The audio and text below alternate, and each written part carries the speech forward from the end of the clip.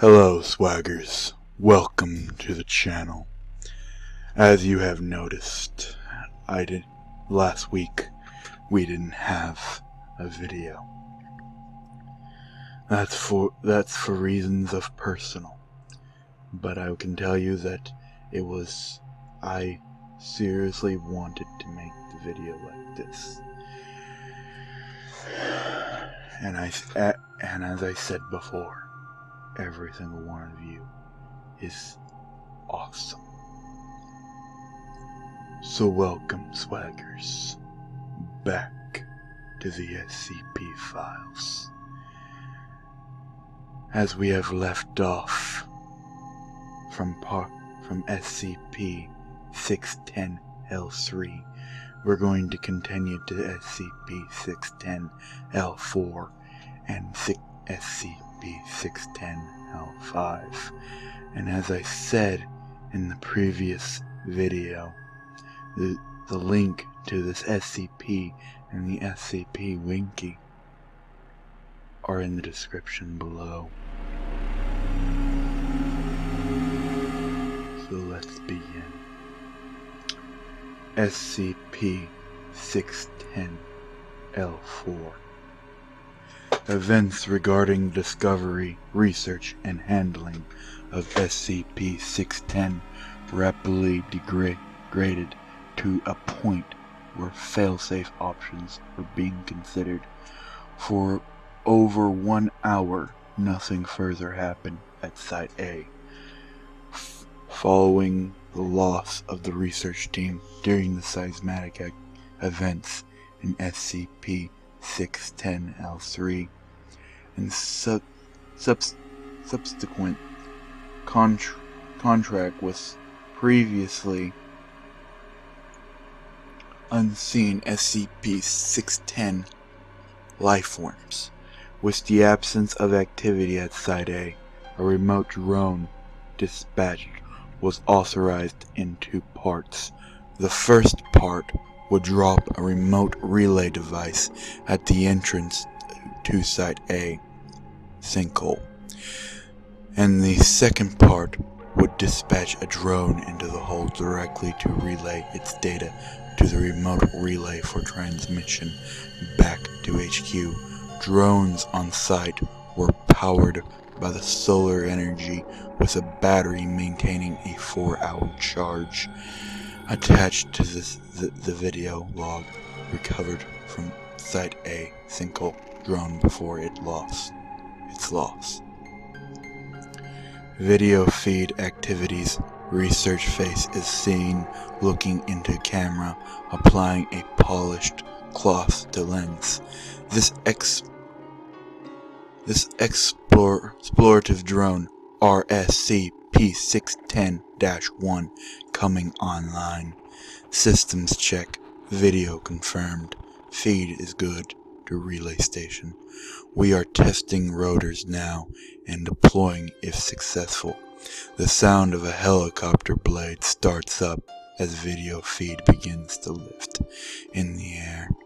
Camera tilts left and right to test pan features, then directs itself towards the Site A sinkhole. Video feed is good. Engines are good. Links are green. Alright, sending drone down now. Audio from the outside world fades away as camera angles itself down and peers into the darkness within the sinkhole. After approximately 2 minutes of descent, light on the drone activate and they illuminate a rough dug shape.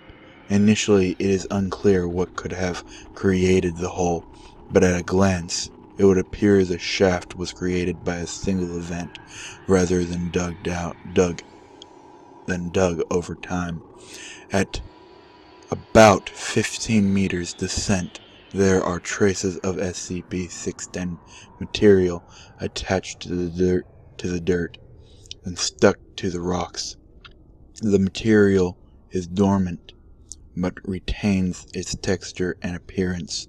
Unlike samples from above ground level, which shrivel and dry rapidly, there is a possible connection with this material and the events last recorded during SCP-610-L3. Descent continues. At about 10 meters in depth, branch tunnels become visible in the walls of the sinkhole. Panning of the camera reveals small tunnels branching out at approximately random intervals, but which are not restricted to any one side of the hole. These tunnels are considered too small for any unuseful exploration to occur. Descent continues. Increases in density of SCP-610 material on walls is noted.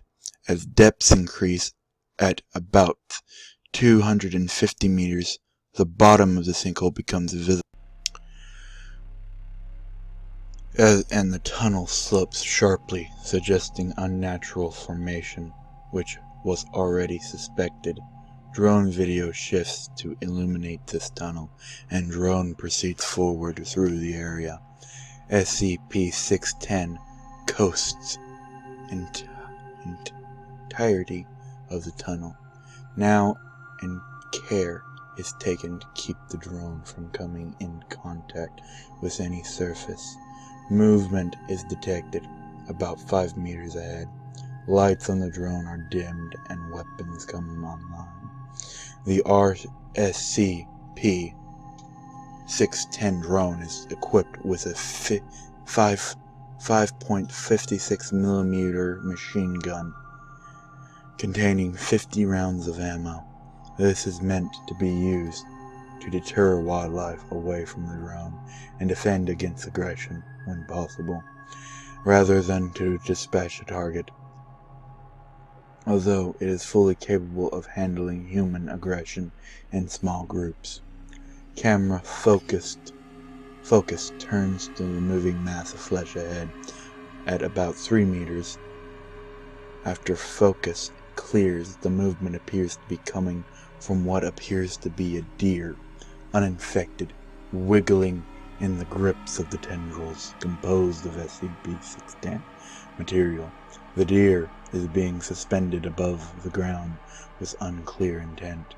The drone is moved past the trapped deer while holding in view of the camera until safely away.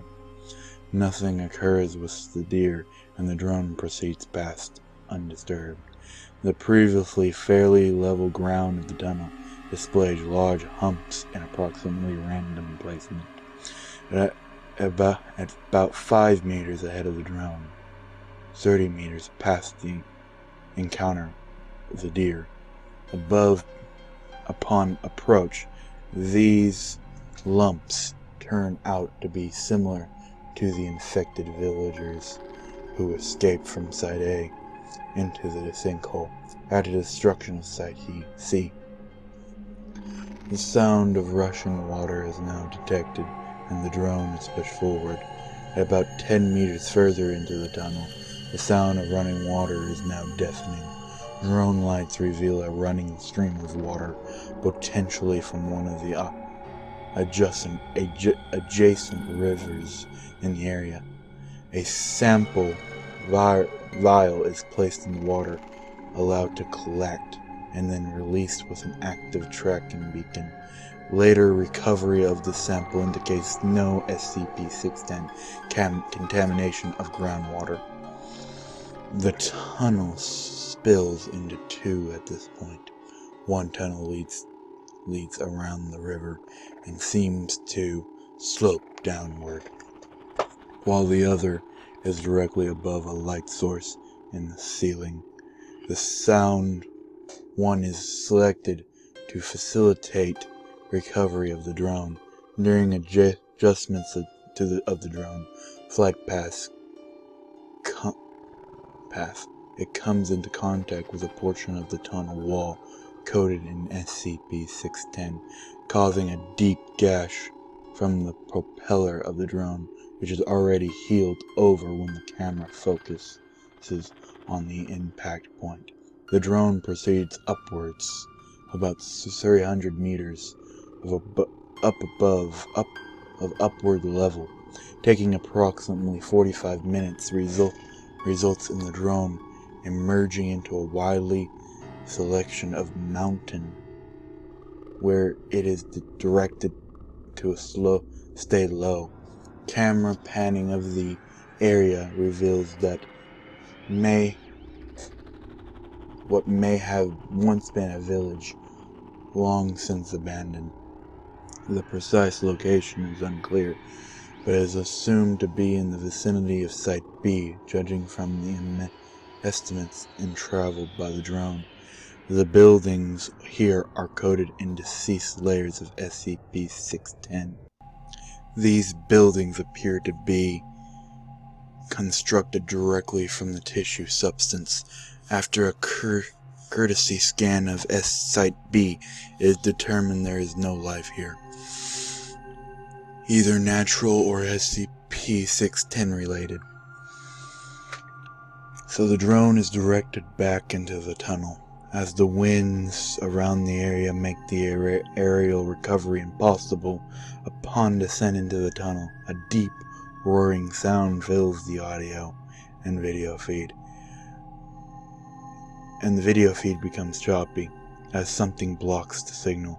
During the period in which connection to the drone is clearest, its camera and weapon are angled downward and propellers slow in speed to allow a faster drop.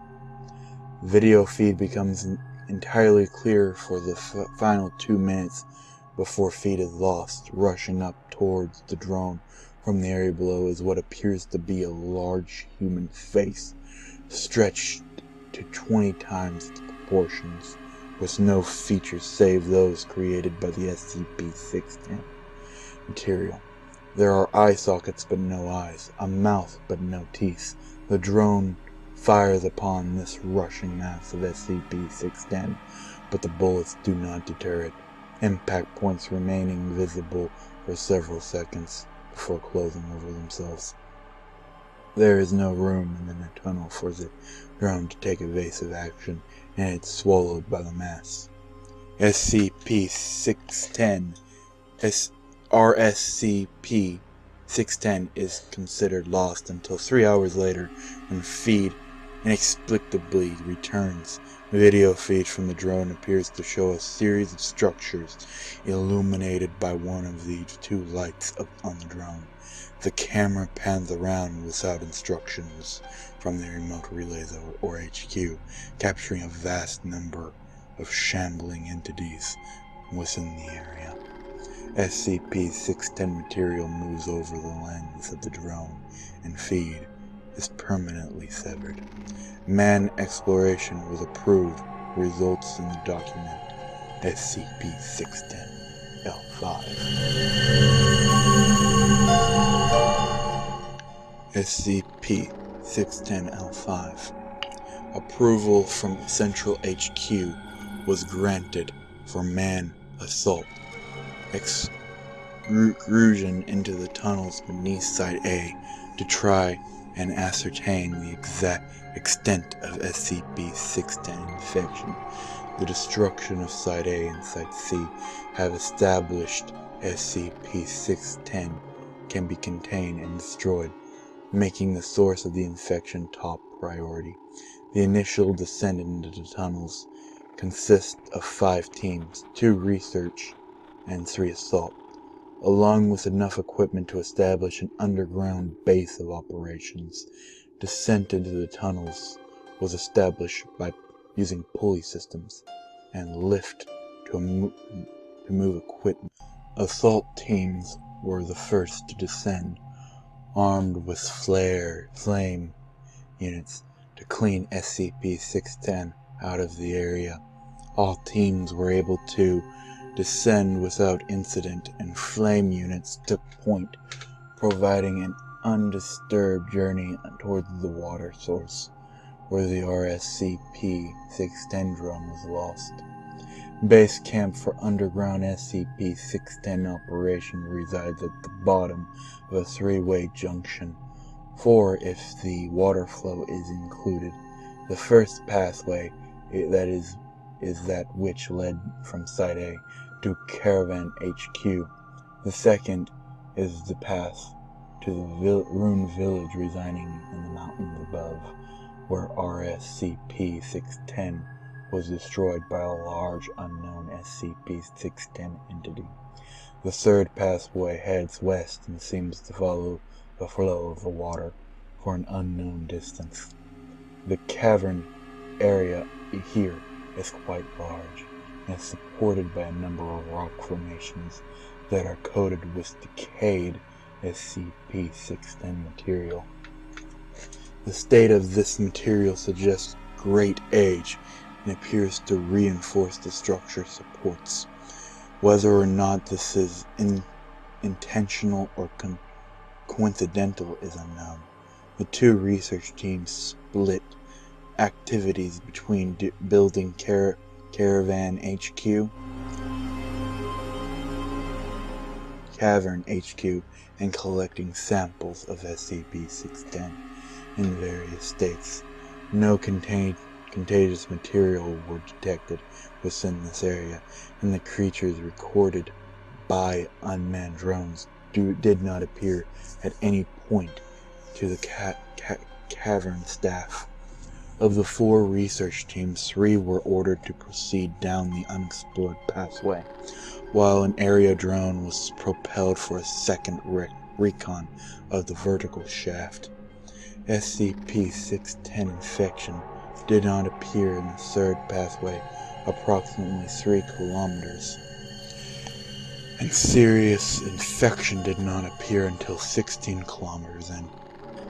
Even after the lengths traveled by the assault teams, no SCP-610 infectious life forms were encountered, and the fleshy material coating the cavern walls posed no threat to the team. The most significant reports at this time were the increased thickness of the material and suggestion of a source, and the complete lack of SCP-610 contamination in the water. At the test, a sample of SCP-610 was cut away from the cavern wall and placed in the flow of water. It exhibited no unusual reaction, but was quickly swept away by the current.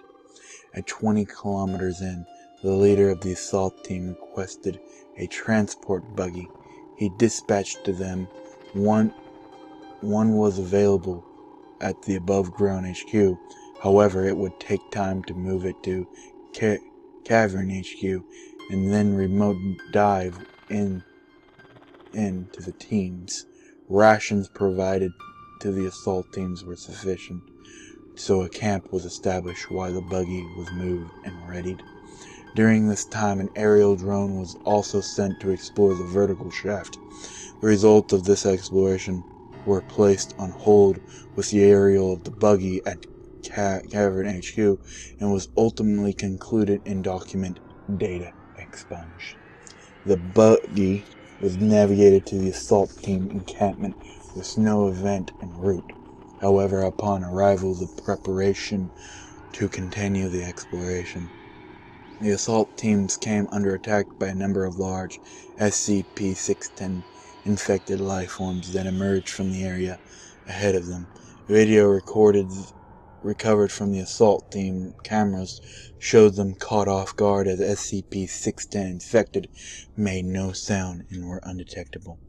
On one film, for one of the 2 seconds, it appeared that some of the creatures are coming out of the SCP-610 materials on the wall, not emerging from them so much as being created by the material and then breaking away to act independently. During this assault, in an attempt to protect the buggy, blank members were lost in the water current, and contact with them was lost. Contact was regained, however, and is recorded in SCP-610-L6. The remainder of the assault team now consisted of 3 members armed with a single flame unit. Use of this unit was to repel the assault proved vital as standard firearms did minimal damage to the infected creatures. These infected creatures show minimal traits to associate them with any known form of life in the region, giving rise to the belief that they may have been spawned by the SCP-610 infection itself as a form of defense. No further casualties were suffered during this. The rapid and remaining members managed to eliminate all attacked infected, allowing them to continue with exploration, with added orders to attempt to locate lost teams members. A further 20 kilometers into the tunnel, the river separated from the tunnel pathways, and the team was instructed to abandon the recovery order. Given the inability to navigate the water safely, a total of data expunged on time passed before the remaining assault team reached an end in the tunnel at the perimeter of the area known as Site B. The team came under assault again from a smaller number of SCP-610 that were much larger in size. These infected appeared in the tunnel as if they were lying in wait for the approach team. These creatures were dispatched using the flame unit. Although all fuel for the unit was expended in this act, the assault team was now limited to standard weapons and short-range personnel flame units. A time lapse of 5 minutes is allowed to pass before the team proceeds further into Site B. Cautious of further assault by SCP-610 infected, the tunnel widens out into what appears to have been a village of indeterminate age. The construction of the buildings in the area are primitive compared to the settlements at Site A and Site C, and are clearly human construction. Many buildings rest at angles or slants, suggesting they were disturbed by a cave-in. Of interest is a building that appears to be a church with a working clock tower. This building is built atop the remains of 2 older buildings that have been fallen completely and has a visible stable foundation. Surrounding all structures in this area is a depression in the ground filled with a substance resembling a liquefied form of SCP-610 fleshy material. The pool moves as if acted upon by minute and unseen forces, rippling outwards from the invisible contact points and rolling in waves from unfelt winds. The team avoids this pool at all times and proceeds through the ruins, slowly on stable foundations, where possible, making the church their target area. Within the church are pews, as would be expected. However, there are only 4, one of them shattered when the building could accommodate as many as 20.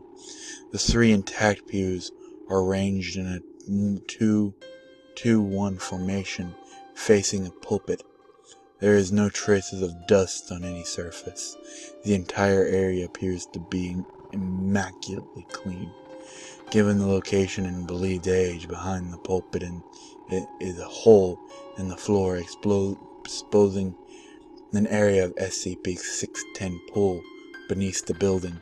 The church and ruins appears to be uninhabited, and exploration of the church proper is uneventful until the clock tower bell tolls.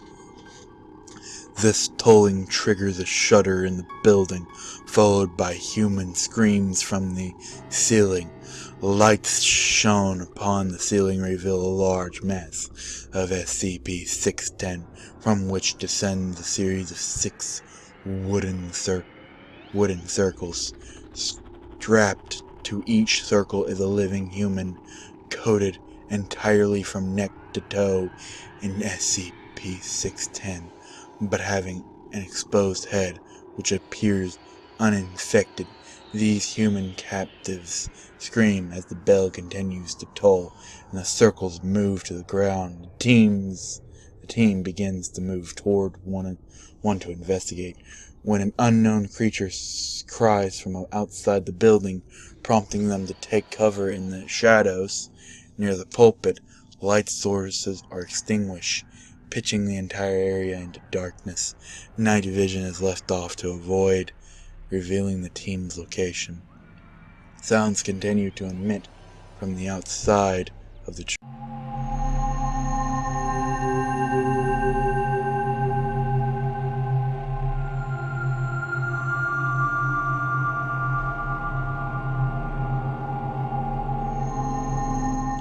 Drawing closer but lower than the frantic screams of the captives.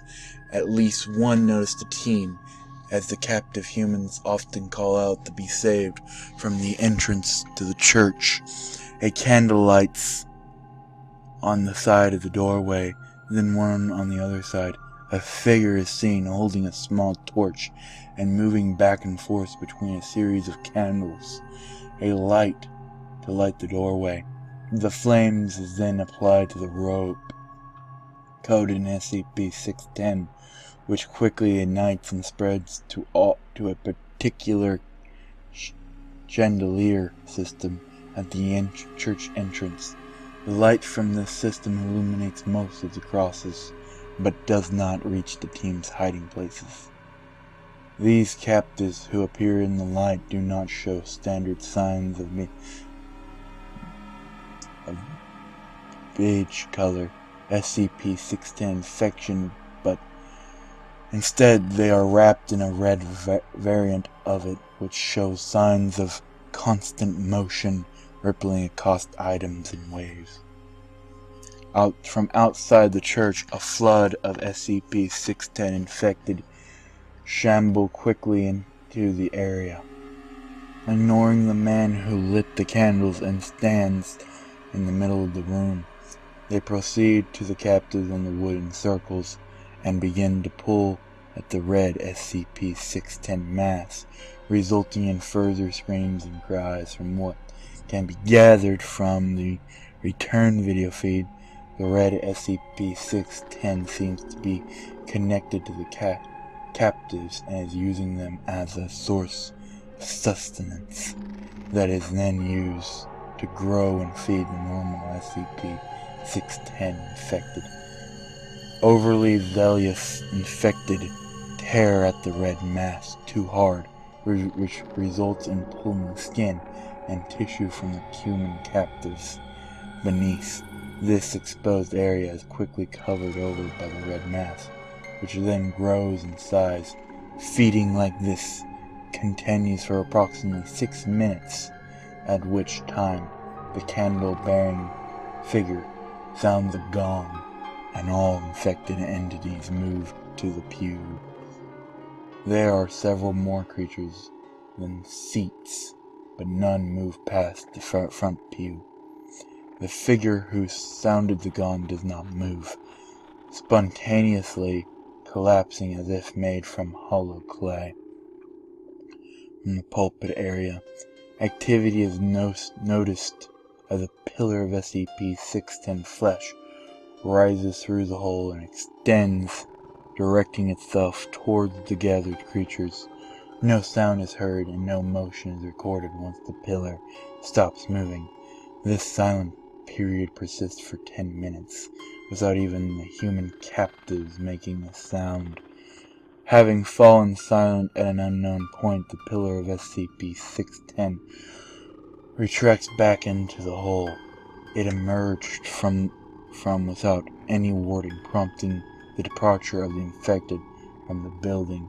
The candles remain lit, and the team emerges after all infected appear to leave the area. The descended captives remain at ground level as well. All screaming seems to have ceased, but still showing signs of life with heavy breathing, and movement.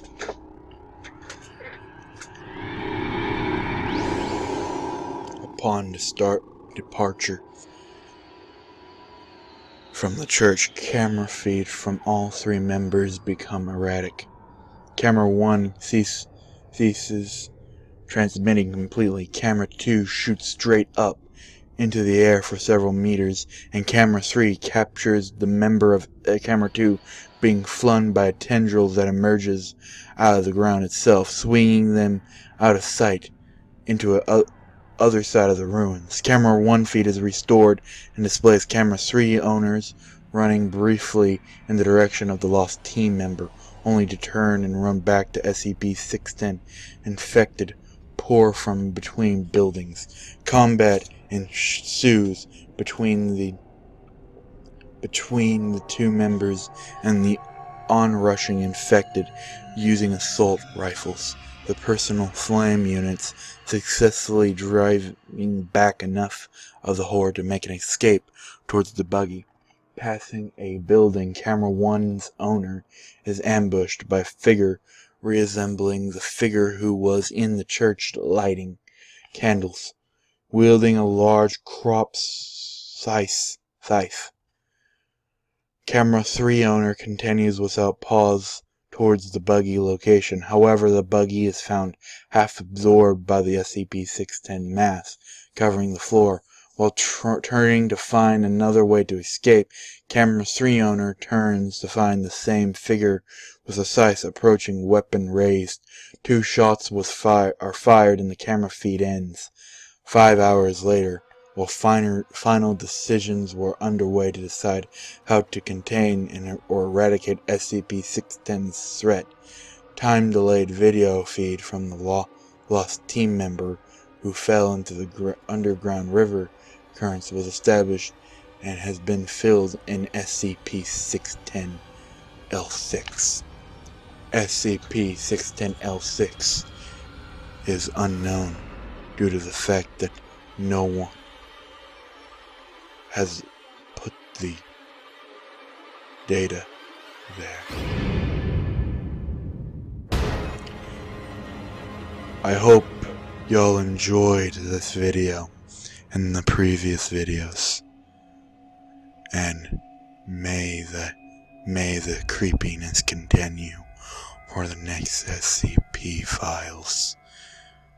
So thank you, swaggers, and as always, stay awesome.